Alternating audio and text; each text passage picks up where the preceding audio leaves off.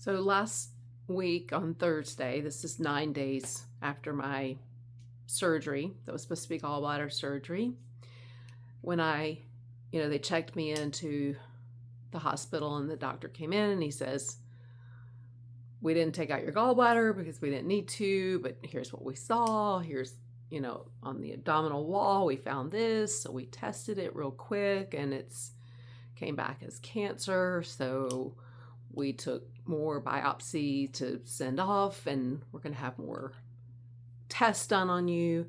But normally, like when we see this, it's spread from somewhere else. And, it's like those trigger words like spread. Okay, well, I know that's not good. And he said, that generally speaking, this means it's coming from whatever, no exact diagnosis or anything. Just this is what we know now. And then the next day when I was checking out of the hospital, we got your blood work back and it shows the CA 125 marker for ovarian. But it doesn't show the whatever the one was, I think for pancreas or something. So, okay, we know that much right now. Then the next day, the CT scan report was in the hospital portal, and my sister and her husband, who's a nurse, they read through it. They're obviously, they're not doctors. They're not oncologists. They're not diagnosing anything. They just read through it, and I didn't want to read through it. It was just all very overwhelming. So they just said, well, in black and white, it says this, and it says this, like it says that there was nothing on your lungs. It says that there was something on your ovaries, things like that. And where a couple of other places where there are things that may be, tumors spread or whatever. So then I'm waiting on the pathology for the biopsy, and they, that can take days, and you don't get referred to the oncologist until that happens. So I ended up going to my general practitioner on Thursday for dealing with just sort of the post, like just trying to figure out what was going on. And that morning, about an hour before that appointment, the surgeon's office called to say the last pathology report had come in, so they could now officially pass me over to oncology. And that they also were sending all of everything over to my primary care physician. They knew I was going to be seeing him. And so I go there and I'm in the room with the nurse practitioner, and he walks in and he says, "You have ovarian cancer." And it was the first moment that a medical professional said the 4 words. Like, it's been kind of like, well, this test has this and this test has that. And obviously, like, it wasn't like, in fact, when he said it, I was like, well, ain't that a bitch? So it was kind of like, all right, there it is. It's finally been said. It's finally been spoken, what we knew. But there's something to be said for it just being like, you have ovarian cancer. I have ovarian cancer. Obviously, like, no one has diagnosed any kind of what the stage is or anything else. Nothing else at this point. But in his comments, he did use the word treatable. I don't remember exactly what he said. I wish I had a tape recorder. A tape recorder. Hello, in your 50s. I wish I'd been recording everything on my phone so that I could then say to somebody else, like, well, they said this, and they used some kind of word. So, like, another thing he said, which I meant to look that up before I even said it on a video, because I don't know if I'm remembering correctly, but he said, I think he called it an embryonic cancer, so you're born with it kind of thing. And I think part of the reason he was saying that was why I was even in to visit him is I called the surgeon's office on Wednesday afternoon to say, that my legs were swelling. I had like tingling in my fingers. I have constant shortness of breath.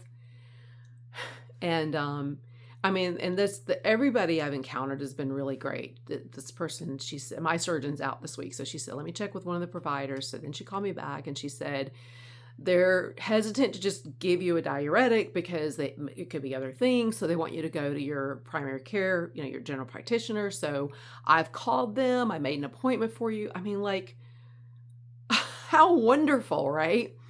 And I have to say that, like, the call wasn't like, oh, I got this swelling in my legs. The call was like, I don't know what to do. My legs are huge, and then I got this tingling in my, I'm like, am I gonna have a heart attack? Like, I'm just like freaking out. So when I go into my primary care physician on Thursday morning, that's I was like, look, all this stuff has been going on inside of me, and I didn't even know it.